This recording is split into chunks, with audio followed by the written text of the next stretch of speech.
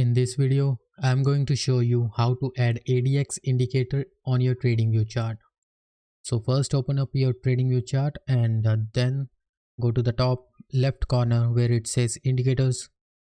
Click on it and then search here ADX, average directional index. So the first one is the indicator.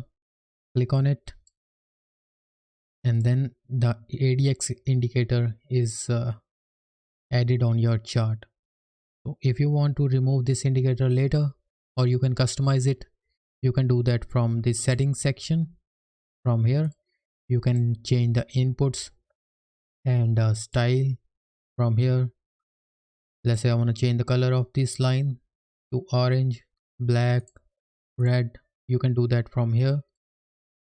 You can thicken the line from here and then click OK. This way you can customize your indicator. If you want to remove this, what you can do is click on this remove right next to the indicator. Click on it and this will remove the indicator from your chart. So this is how you can add ADX indicator on your TradingView.